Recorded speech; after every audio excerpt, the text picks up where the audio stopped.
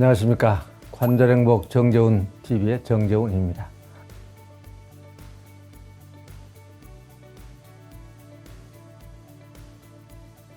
함께 MC를 보시던 우리 김재훈 원장께서 출산하셔서 제가 혼자 진행한다는 것 전번에 말씀드렸고요. 오늘 또 제가 이 PD님하고 한번 진행을 해보려고 합니다. 오늘은 우리가 보통 몸이 아프면은 이제 우리 환자분들 입장에서는 아무래도 의학 지식이 많지는 않으시니까 이거 뭐 큰 병 걸린 거 아니냐, 무릎 같은 거 아프면은 이러다 다리 못 쓰는 거 아니냐 걱정이 많죠. 물론 이제 병원에 가보면 되기는 하지만은 또 빨리 갈 수도 없는 경우도 많고, 제가 경험해 보면은 환자분들은 의외로 걱정이 많으세요. 그래서 오늘은 혹시 우리 환자분들이 기묘하게 필요하게 써먹을 수 있지 않을까 생각을 해서 우리 환자분들이 증상을 보고 스스로 진단해 볼 수 있는 중요한 몇 가지를 말씀드리려고 이 시간을 준비했습니다. 이 얘기는 제가 무릎을 전문으로 시작한 지가 한 30년 됐어요.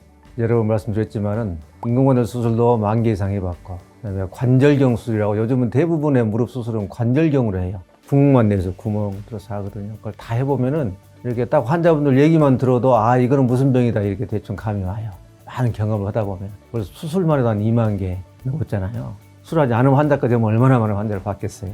그런 노하우를 담아서 드리는 말씀이니까 잘 이게 귀담아 들어놓으시면 도움이 될 것으로 생각을 합니다. 한번 시작해 보겠습니다. 원장님, 무릎 안쪽이 이유 없이 아프고 평지는 괜찮은데 쪼그렸다 앉거나 또 계단 내려갈 때 아프면 치료해도 잘 낫지 않는다면 어떤 걸 좀 의심해 봐야 될까요?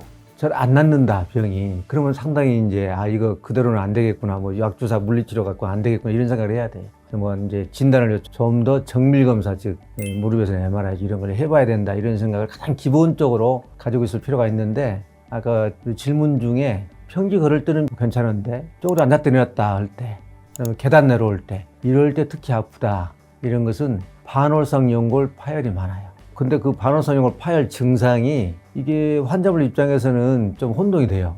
뭐 평지 걷고 간단한 활동할 때는 괜찮단 말이에요. 그리고 별로 아프지도 않고. 그런데 쪼그려 앉았다 일어날 때, 뭐 계단 내려올 때만 아프니까 이게 병이 있는 거야 없는 거야 하면서 시간을 보낸 수가 많습니다. 그래서 그런 경우는 반월상 연골 파열을 의심을 해야 되고, 그러면 이제 병원에 가봐야 되겠죠. 반월상 연골 파열은 우선 그대로 두고 봐도 되느냐 이런 문제가 있잖아요. 두고 봐도 되는 거냐. 근데 반월상 연골 파열은 그냥 두면 안 됩니다. 그거는 이제 병원에 꼭 가서 진짜를 해봐야 되고요. 병원에 가게 되면 주로 MRI를 합니다. MRI에서 연골 파열이 나오게 되면 그때 또 걱정이죠. 연골 파열 나오게 되면 대부분 의사 선생님들이 수술을 해야 됩니다라고 말씀드릴 거예요. 그러면 해야 되냐 말아야 되느냐 고민이 많아요. 또 이런 말을 보면 또 안 해도 된다 그러고, 또 의사마다 다 다릅니다. 고민이 많게 되는데, 연골 파열이 MRI 상에서 확실하게 진단이 되고 내가 아프다, 이쪽으로 앉았다 일어났다 할 때, 계단 내려갈 때 아프다 하면은 그건 수술을 해야 된다고 생각하세요.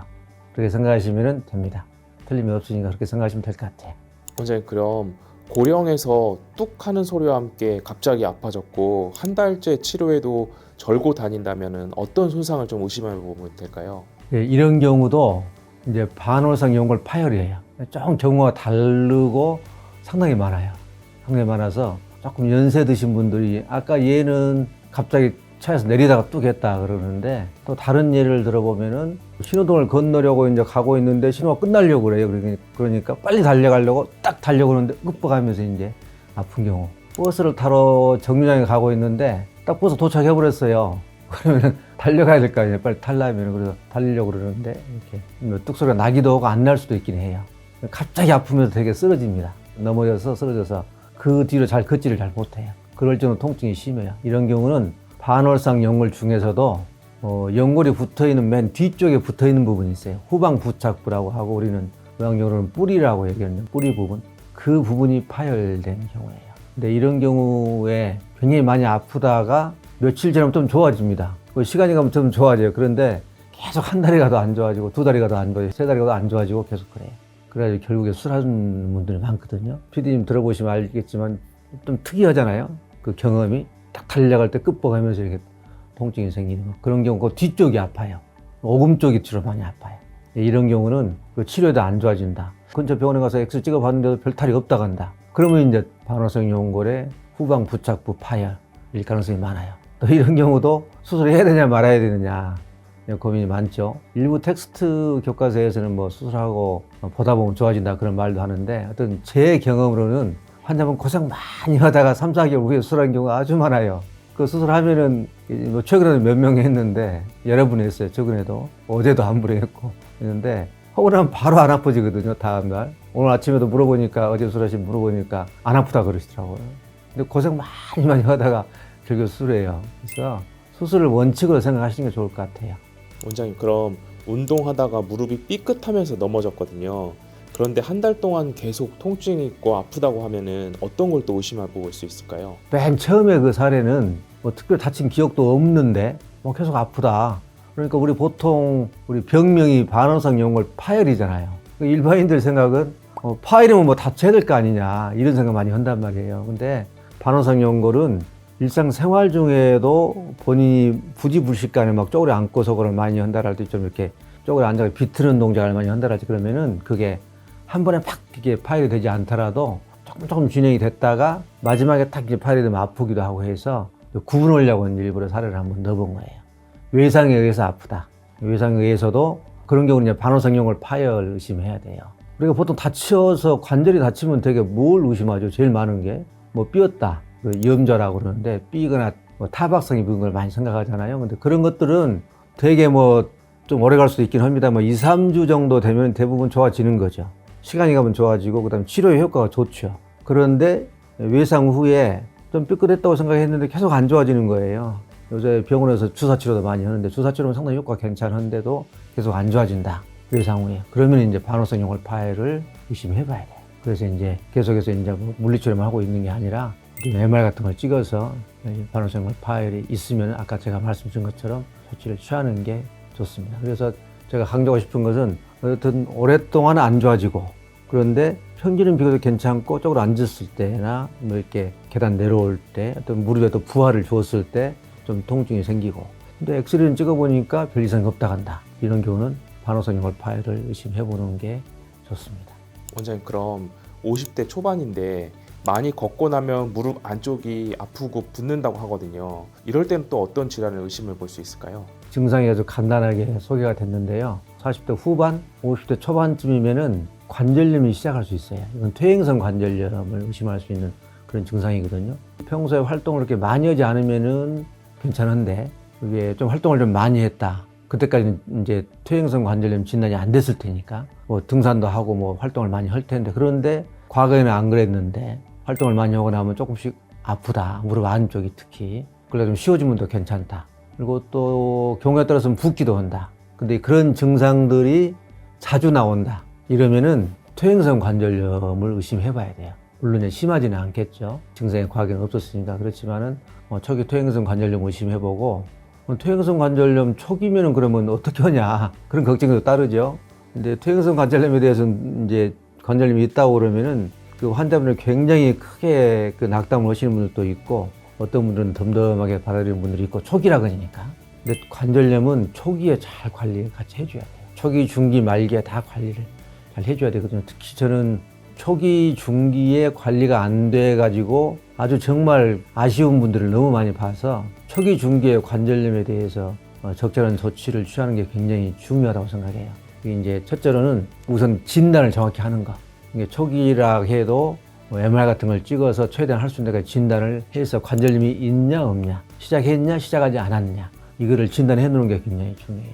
왜 그러냐면은 관절염이 있다고 하면은 여러 가지 활동들이 변화가 돼야 돼요. 내가 걷기 운동을 만보 걷기를 건강을 위해서 많이 했다. 이것도 퇴행성 관절염과는 어울리지 않는 거예요. 등산을 많이 했다. 등산을 많이 하면 좋지 않습니다. 이렇게 바꿔가야 돼요. 혹시 어떤 스포츠 활동을 즐기고 있었다면 그것도 좀 조정을 좀 해야 되고 그래서 많은 생활의 변화가 되어야 관절염 악화를 방지해서 나중에 후에 예를 들어서 호미로 막을 것을 가래로 막는 그런 일이 없어지거든요. 그래서 그 사례가 증상을 가진 분들은 혹시 내가 퇴행성 관절염이 시작되는 거 아니냐라고 해서 꼭 그 진찰을 제대로 받아서 퇴행성 관절염이 있냐 없냐를 한번 확인하는 것이 필요합니다. 원장님, 그럼 50대 후반인데 통증이 심해지고 원래 오다리도 있었는데 더 진행되는 느낌이라면은 또 어떤 단계라고 생각할 수 있을까요? 이것도 오다리 얘기가 나오잖아요. 오다리. 오다리 하면은 관절염과 연관이 돼요. 그리고 관절염 악화나 진행, 어떤 치료 이런 관련해서 관절염에 오다리가 있느냐 없느냐가 굉장히 중요해요. 근데 이분은 이제 오다리가 좀 진행된 것 같다고까지 얘기했잖아요. 이분은 관절염이 초기를 넘은 거예요. 오다리를 환자분이 인지를 해서 오다리가 심해지네 할 정도면 이미 중간 단계 정도는 최소한 간 겁니다. 이런 경우가 굉장히 중요해요. 그래서 이런 경우는 퇴행성 관절염이 최소한 중간 단계 정도는 갔다 이렇게 생각이 돼요. 또 이때도 굉장히 중요해요. 오다리가 있다고 그랬잖아요. 이런 경우에 항상 정확히 진단을 해가지고 오다리를 교정해줘가지고 관절염이 덜 악화되게 만들어야 잘하면은 인공관절을 피할 수도 있어요. 그 얘기는 말씀 안 드렸는데 초기 단계에서도 본인가 관절염이 있다 그리고 오다리가 있다 그러면은 그때 이제 절골술이라고 내가 많이 개별적으로 많이 했죠. 오다리 교정술. 오다리 교정술은 게 학문적인 용어는 아니고요. 이해하기 쉽게 위해서 이렇게 말하는 것이고 절골술이라고 그래요. 절골술. 절골술을 해서 이렇게 뼈 축을 이렇게 바꿔주는 거죠. 이제 이거 궁금하시면 여기서 지금 다 말씀을 못 드리니까 제 관절염 TV에 그 많이 설명이 돼 있어요. 그래서 뭐 절골술 치면은 여러 가지 많이 나올 거예요. 그럼 확인해 보시면 되는데 그런 걸 해서 관절염 악화되지 않게 해주면은 지금보다 좀 조금 개선된 상태로 악화를 지연시키면서 말기까지 가서 인공관절을 하게 되는 일을 막을 수도 있거든요. 이거 얼마나 중요해요. 굉장히 중요하죠. 그래서 주의 깊게 항상 살펴야 됩니다. 원장님, 그러면 무릎이 예전부터 아팠는데 오다리가 점점 심해지는 것 같고 그리고 붓고 열감까지 이렇게 느껴지고요. 걷기도 힘들다면 또 어떤 상태일까요? 퇴행성 관절염하고 반응성 연골 파열이 중요해서 지금 케이스를 조금씩 종류별로 달리 하고 있는 건데 이거는 이제 관절염이 거의 말기까지 간 거예요. 이제 무릎이 시큰거리다 걸을 때 그걸 시큰거릴 정도라면은 뼈끼리 부딪히는 거거든요. 그래서 연골이 많이 달아져가지고 걸을 때 이제 뼈끼리 부딪히는 그런 상황이라서 관절 거의 말기까지 간 것이고 여기서 특히 이제 좀 살펴볼 증상이 뭐냐면은 붓는다 그리고 열감이 심하다. 이것은 염증이 심하게 생긴 거예요. 그래서 같은 관절염이라 해도 물이 붓지 않고 열감이 심하지 않으면 염증이 덜 심한 거니까 덜 아프고 부으면서 뜨거운 그런 감이 많아지면은 염증이 심해서 더 아파지고 그래요.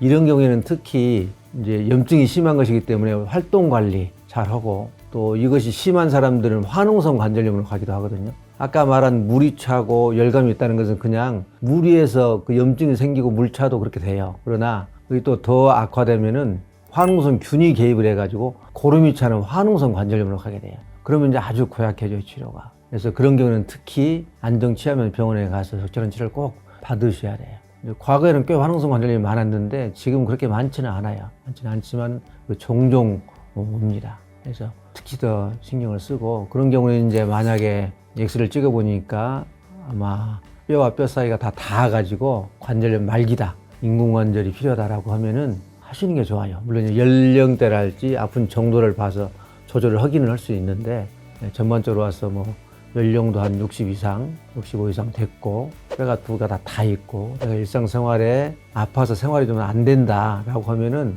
인공관절을 하시는 게 좋아요. 인공관절 요새 많이 무서워하죠, 환자분들.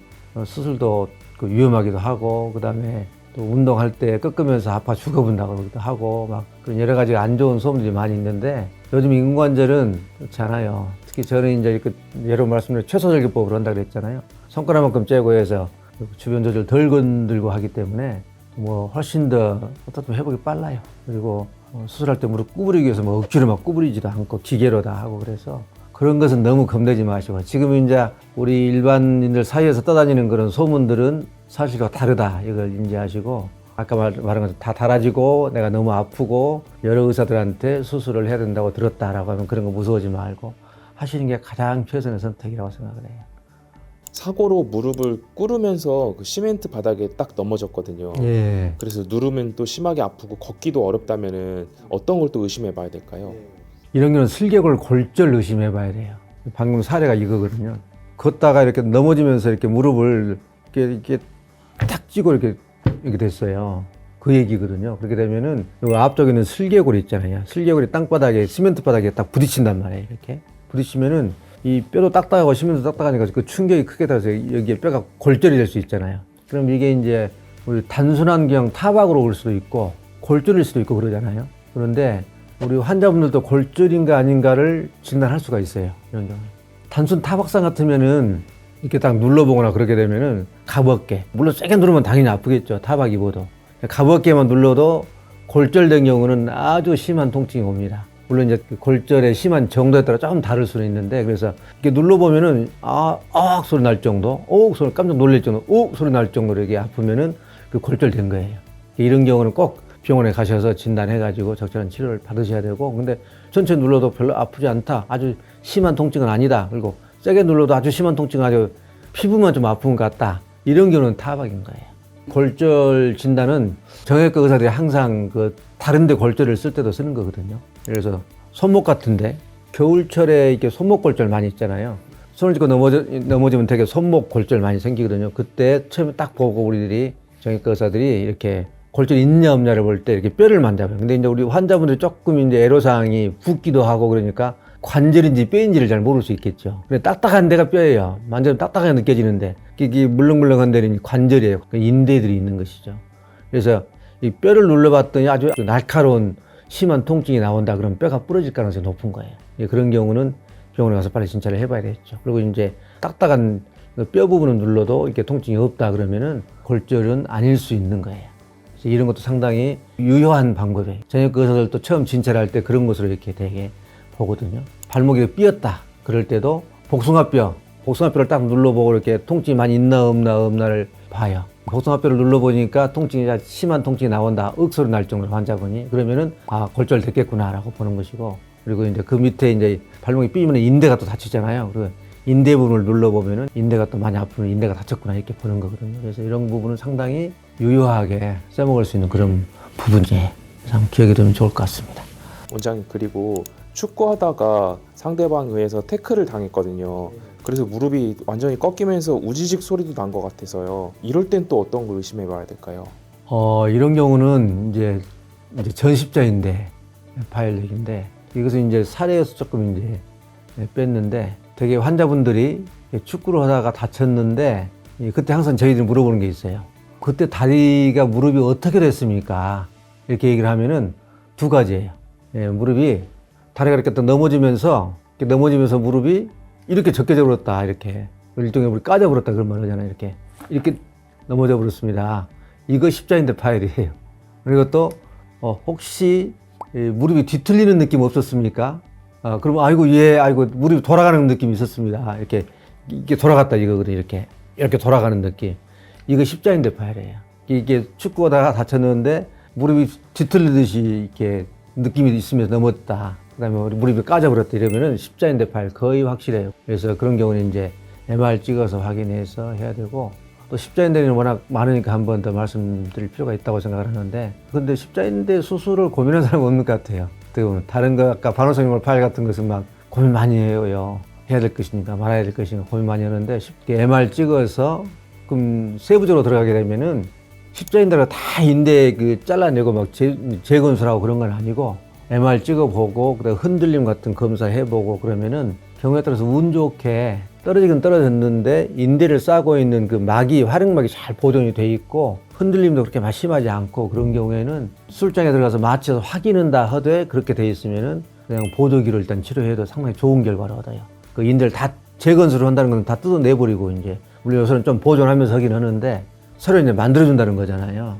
근데 인대를 서로 만들어줘도 100% 정상되는 경우가 그렇게 많지는 않거든요. 조금씩은 부족한데, 어차피 지금 아까 말씀드린 그런 경우라면 보존적으로 치료해도 충분히 좋은 결과를 얻을 수가 있어요. 다 뜯어내고 재건술하는 것은 아니다 이렇게 생각하시되, 수술장에 가서 확실히 확인은 해야 돼요. 그렇게 치료한다고 보면 되고, 이거는 뭐 수술할 걸로 당연히 알고 있으니까 다른 부연 설명하지 않아도 될 것 같네요. 어떤 증상이 그러면 십자인대다 생각하시고, 그리고 이제 십자인대 다쳤을 때 또 한 가지 이제 문제가요. 요즘에는 별로 그러지를 보지 못했는데, 우리 국민들 사이에 십자인대에 대해 파열에 대한 인식이 많이 되면서 이제 그런 일이 많이 줄어들었는데, 과거에는 십자인대 파열이 되면 처음에는 많이 아파요. 근데 아픈 것이 이제 뭐 아프니까 며칠 쉬겠죠. 이제 절고 다니다가 점점 좋아져요. 좋아지면은 환자분들이 이제 뭐 일상생활도 괜찮고 그런데요. 괜찮아져요. 그래서 이제 그냥 이렇게 살아요. 그러다가 그 인대가 있는데 불안정한 상태죠. 그런데 제대로 진단을 안 했으니까. 그러다가 또 운동을 또 계속해요. 다쳤는데.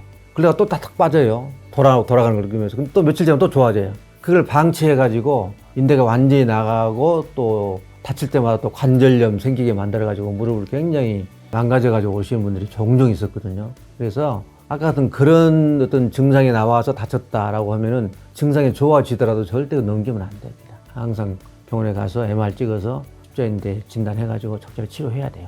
어떻든 핵심은 그러니까 크게 다치고 문제가 있는 증상들은 안 아프다 그래서 넘기면 안 돼요. 안 아프다 그래서 넘기면 안 되고 진단을 정확히 해서 대처를 해줘야 된다. 그걸 기억하시면 좋겠어요. 활동을 많이 하고 나면 무릎 앞과 안쪽이 좀 아프고 엑스레이는 정상인데 활동하면 또 무릎이 아프면은 어떤 또 질환을 의심해 볼 수 있을까요? 네, 이런 경우는 이제 무릎 앞쪽이 아프다는 거잖아요. 활동을 많이 하면 앞쪽이 아프다 이런 것인데 무릎 앞쪽이 아프면은 일단은 모형을 한번 봐보시면요.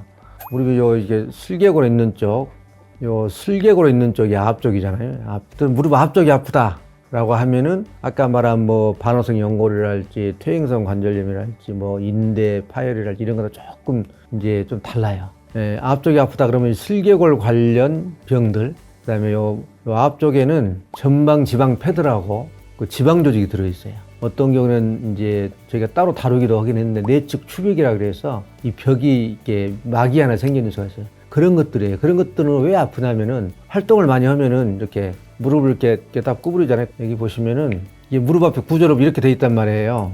돼 있는데 요 슬개골은 좀 볼록하게 나와 있어요. 이건 오목하고요. 오목. 이거 슬개골이 다니는 길이에요. 그래서 이렇게 무릎을 펴고 있을 때는 넉넉하게 이렇게 있다가 구부리면 이렇게 다 가지고 이 길을 따라서 이렇게 밑으로 내려갔다가 또 올라오고 펴면 이렇게 다 떨어져 있고 이렇게 되거든요. 그러다 보니까 이 슬개골이 왔다 갔다 하면서 여기에 관절염이 있으면 여기 앞쪽이 아플 수 있겠죠. 그리고 밑에 있는 지방 조직을 이렇게 눌러요. 이렇게 밑으로 구부리면 많이. 오늘 거기에 이제 염증이 생겨서 아픈 경우가 있어요. 이것도 따로 한번 다루기도 했어요.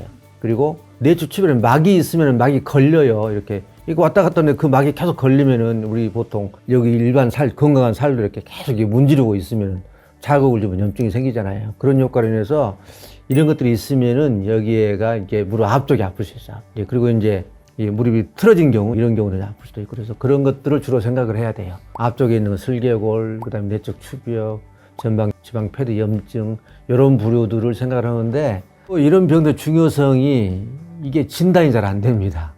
저는 아까 말씀드린 것처럼 많은 케이스를 봐보고 수술도 많이 해보고 그래서 이제 구분이 되는데 사실은 진단이 안 된 채로 굉장히 오랜 시간을 보내는 수가 많아요. 그래서 이런 증상이 오래된 분들은 이것도 이제 엑스레이 찍어보고 MR 찍어보고 이렇게 하면 진단이 되거든요. 근데 어떤 경우는 이제 다른 병은 없는데 그 부분이 아프니까 이런 병일 것이다. 이런 경우도 있을 수 있어요. 그래서 이런 경우는 큰 병은 아니니까 우선 걱정할 일은 아니다. 이건 마이너한 작은 병들이죠. 나중에 이걸 방치된다고 해서 무슨 큰 후유증을 야기하는 병도 아니고, 그렇지만 환자가 아주 심하게 고생하지는 않더라도 항상 환자 마음속에는 이런 병을 가지고 있는 분들 마음속에는 항상 개운치가 않는 거죠. 무릎이 조금 활동은 좀 아프고 근데 활동 못하는 것도 아니고 개운치가 않은데, 그래서 이런 경우에는 제가 바로 쓰러진 않아요. 아주 내적 추벽이 아주 크게 있다, 조개뼈가 완전히 많이 틀어져 있다, 이런 경우는 이제 증상이 오래됐다 그러면 바로 수술 권유하기도 하는데, 아까 말씀드린 것처럼 큰 문제를 야기하는 것은 아니기 때문에 상당 기간 지켜봅니다. 그래서 한 3개월, 5개월, 6개월 지켜보다가 환자분이 도저히 이 증상을 없애고 싶다, 일상생활에서 이 정도는 내가 생활이 안 되겠다라고 할 때 그러면 수술을 얘기해요. 이런 경우에 환자분들한테 이렇게 말씀을 드려요.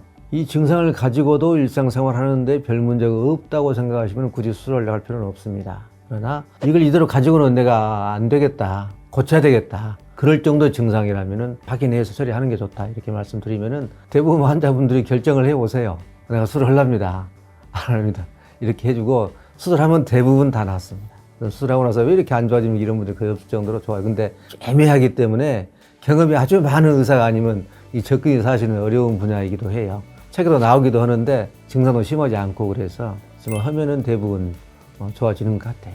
몇 가지 살펴봤는데요. 이 외에도 많아요. 그래서 앞으로 또 한번 다른 증상들을 가지고 한번 다룰까 생각을 하고요. 아마 제가 느끼기에는 상당히 도움이 되지 않을까, 그 궁금증을 해소하는 도움이 되겠다 생각을 해서 다시 한번 다룰까 생각을 하고, 어떤 잘 기억해뒀다고 활용하시면은 아까 말씀드린 것처럼 이거 뭐 큰 병 아니냐, 병이 진단이 됐을 때 어떻게 하면 좋냐, 이런 걱정들을 덜을 수 있지 않을까 생각합니다. 경청해 주셔서 감사합니다. 고맙습니다.